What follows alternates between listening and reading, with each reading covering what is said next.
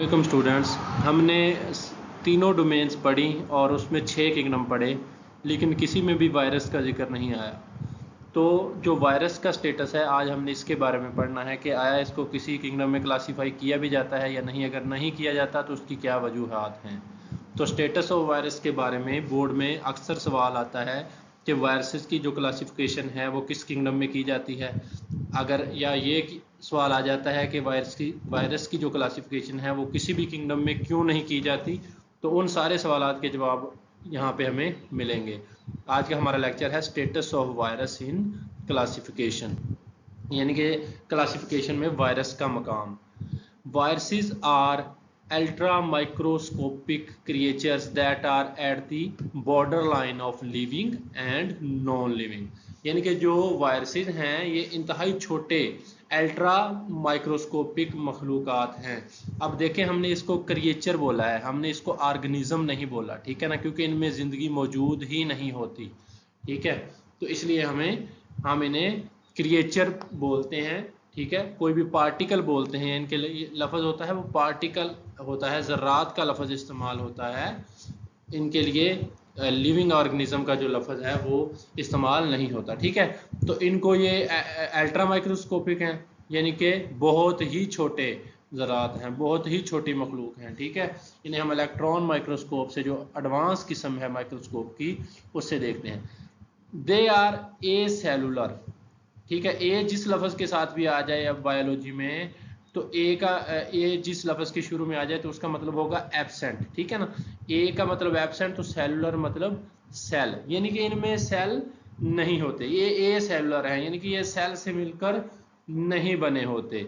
They are not made of cells and do not have organelles. और इनमें जो organelles हैं जो दूसरे सेल में होती हैं, पौधों के और एनिमल्स के सेल में, ठीक है, वो नहीं मौजूद होती इसमें। तो a virus consist of nucleic acid. ठीक है ना, अब ये वायरस की डेफिनेशन है। ठीक है, वायरस क्या है कि ये ए सेलुलर पार्टिकल्स हैं और न्यूक्लिक एसिड से मिलकर बनते हैं। ठीक है ना, न्यूक्लिक एसिड में क्या आता है, या तो डीएनए आता है। ये न्यूक्लिक एसिड में दो चीज़ें हैं, न्यूक्लिक एसिड में एक डीएनए होता है या फिर आरएनए। ठीक है ना, तो ये है न्यूक्लिक एसिड, डीएनए और आरएनए। तो वायरस किस चीज़ से मिलकर बनी होती हैं?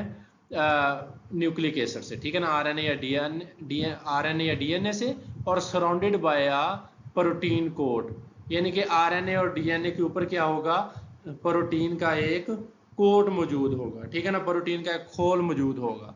तो ये है वायरस का स्ट्रक्चर, कि वायरस एक आरएनए या डीएनए होगा वायरस में, और उसके ऊपर क्या होगा, एक प्रोटीन का कोट होगा। They can not run metabolism, यानी कि ये कोई मेटाबॉलिज्म नहीं चला सकते। जैसे हमारे जिस्म में है, खून गर्दिश कर रहा है, ठीक है ना, सेल है, सेल की ऑर्गेनेली काम कर रही हैं, सारे जो प्रोसेस हैं लाइफ के जो ज़िंदगी के लिए ज़रूरी हैं वो हो रहे हैं, लेकिन वायरस में ऐसा वैसा कुछ नहीं।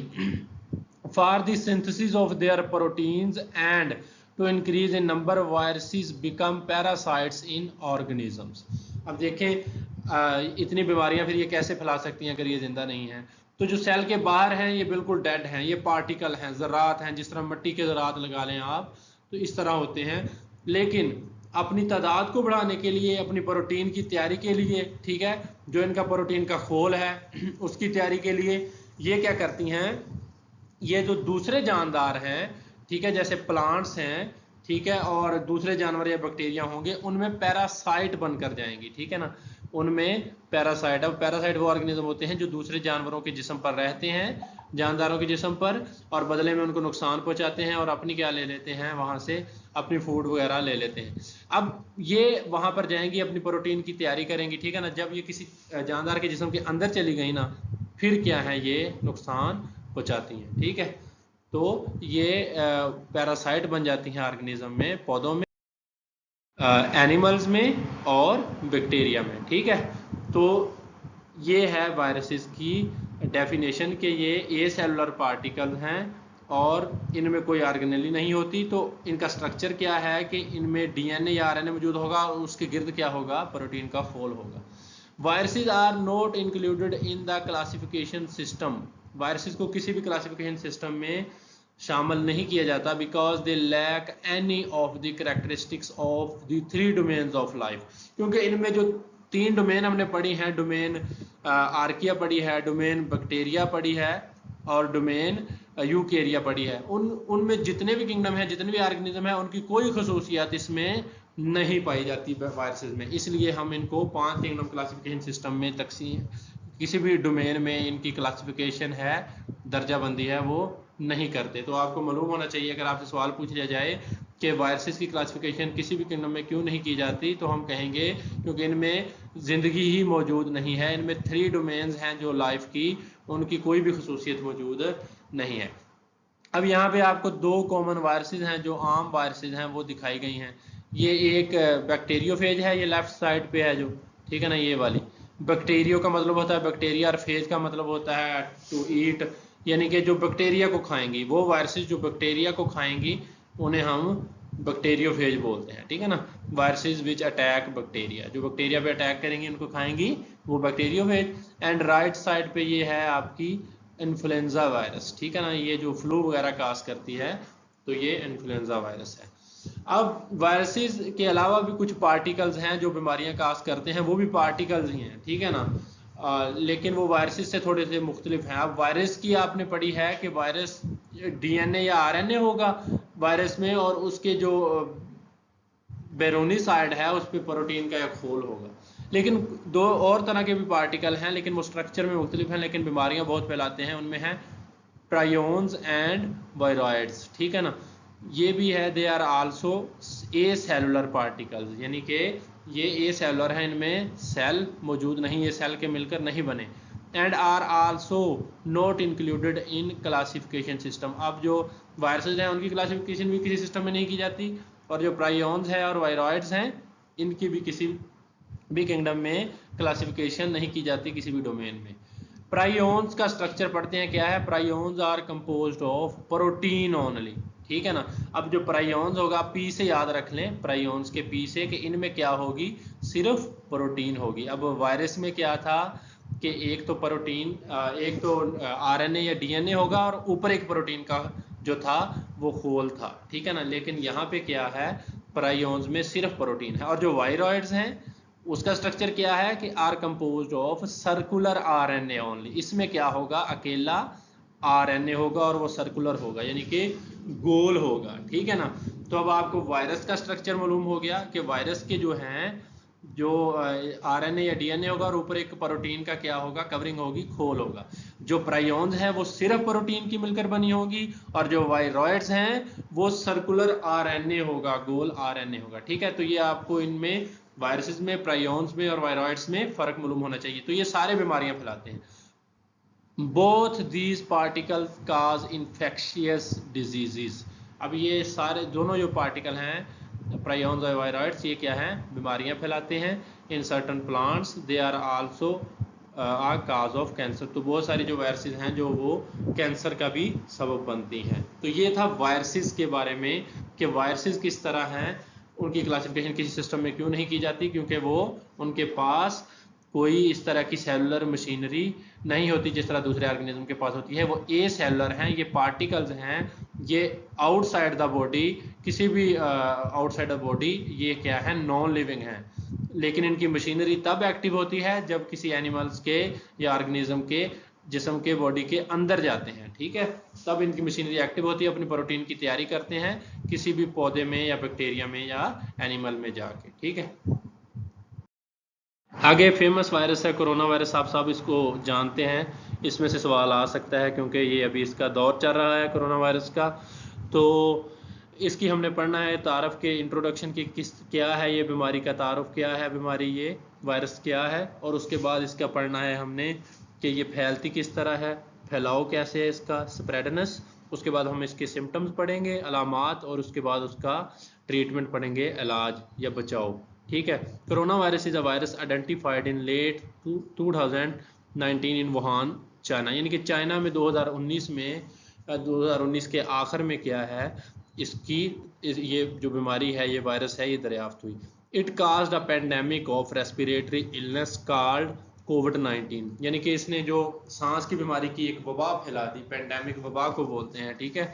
तो जो बहुत सारे लोगों को मुतासर करे तो वो फैला दी। तो कोविड-19 का क्या मतलब है कि कोरोना वायरस डिजीज़ 2019, ये 19 का मतलब है 2019 में आई थी, तो कोविड का मतलब हो गया कोरोना वायरस डिजीज़। तो ये आपको इसका पता होना चाहिए कि कोविड-19 का क्या मतलब है। The virus primarily spreads through respiratory droplets when an infected person coughs, sneezes, talks और ब्रीथेस। अब देखें ये फैलती किस तरह है, तो इसके फैलने का बताया गया है कि जो सांस की बूंदों के ज़रिए ये है रेस्पिरेटरी ड्रॉपलेट्स हैं जो उनके ज़रिए फैलती है। और जब एक मुतासरा शख्स जो है वो खांसता है या छींकता है या बात करता है तो उससे भी ये फैल सकती है। तो ये बीमारी का आ गया फैलाव के किस तरह फैलती है। It can also spread by touching surfaces contaminated with the virus. अब ऐसी जगहें जो वायरस से आलूदा हो चुकी हैं, जिन पर किसी तरीके से वायरस आ चुका है, चाहे वो आपका मेज़ है, कुर्सी है या कोई भी चीज़ है, तो वहाँ से भी अगर हम हाथ लगाएंगे तो वहाँ भी हमें वायरस हमारे पास भी आ सकता है। ठीक है, इसके अलावा इससे बचाओ, अब इससे आ गया बचाओ। ठीक है ना, बचाओ क्या है कि wearing a mask over nose and mouth can help to prevent the spread of disease। यानी कि जो नाक और मुंह पर अगर हम मास्क लगाएं तो वहाँ ये हमें बचने में मददगार साबित हो सकता है। ठीक है ना, और उसके अलावा इसकी जो अलामात हैं वो क्या हैं, कॉमन सिम्टम्स अलामात बोलते हैं, यानी कि जो बंदा बीमार है, मरीज़ है कोरोना वायरस से, उसमें क्या अलामात ज़ाहिर होती हैं। तो सबसे पहले अलामात है दिस डिजीज़ इंक्लूड फेवर, सबसे पहले है बुखार, कफ, शॉर्टनेस ऑफ ब्रेथ यानी कि खांसी और सांस की तकलीफ, यानी कि सांस लेने में दुश्वारी, उसके अलावा फैटीग है और थकावट, बॉडी एचेस जिस्म में दर्द है, लॉस ऑफ टेस्ट और स्मेल जो मिसाल के तौर पर जायका है या फिर क्या है सूंघने की जो हिस्स है वो ख़त्म हो जाती है। ठीक है ना, सोर थ्रोट है जो गले में है वो खराश है, और हेडेक है, और सर में क्या है दर्द। तो ये सारी है अलामात, कॉमन सिम्टम्स। ठीक है, in some cases it can lead to severe respiratory problems especially in older adults and people with underlying health condition। यानी कि जो लोग बूढ़े हैं, ज़ईफ़ हैं, उम्र रसीदा हैं, या जिनको पहले से कोई ना कोई सेहत का मसला मौजूद है, जिनमें फिफड़ों का या दूसरा कोई भी सेहत का मसला है, तो उसको उनको क्या है ये वायरस बहुत ज़्यादा मुतासर करती है। तो आपने देखा होगा कि जो उम्र रसीदा अफराद थे कोरोना वायरस में उनकी काफ़ी अमवात हुई थी। ठीक है ना, क्योंकि उनमें जो है ये बर्दाश्त करने की सकत कम होती है। ठीक है, उसके अलावा इससे है बचाव। ठीक है, प्रिवेंशन जिसे हम बोलते हैं बचाओ, तो सबसे पहले है वॉशिंग हैंड्स, हाथ धोने हैं। ठीक है, frequently with soap for at least 20 seconds और use of hand sanitiser with at least 60% alcohol can also prevent the spread of disease.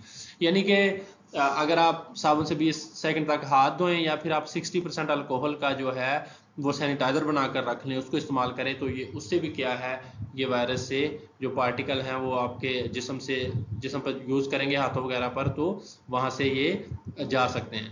Vaccination plays a crucial role in protecting from कोविड-19। अब वैक्सीनेशन है इसकी वो भी आ गई है, तो वो भी क्या है बचाने के लिए, बचाव के लिए बेहतरीन एक क्या है एक हल है उसका। ठीक है, बहुत अहम चीज़ है। Vaccine help immune system to recognise and fight the virus reducing the severity of disease. यानी कि जो वायरस क्या करता है, जो मदाफ़ी निज़ाम को वायरस को पहचानने और लड़ने में मदद देता है। ठीक है, जो वायरस होती है उसमें भी वो जो पैथोजेंस होते हैं उनको ही इस्तेमाल किया जाता है, उनकी वीक फॉर्म में, कमज़ोर शक्ल में वैक्सीन में इस्तेमाल किया जाता है। तो जब वो जिस्म में जाते हैं तो उनके अगेंस्ट जो है वो एंटीबॉडीज़ बन जाती हैं। ठीक है, और वो एंटीबॉडी जब दोबारा वायरस आपके अंदर आएगा जिस्म के अंदर, तो वो वायरस को क्या है किल कर देंगी। ठीक है ना, उसकी जो मशीनरी है उसको एक्टिव नहीं होने देंगी या फिर उसको किल कर देंगी। तो ये था कोविड-19।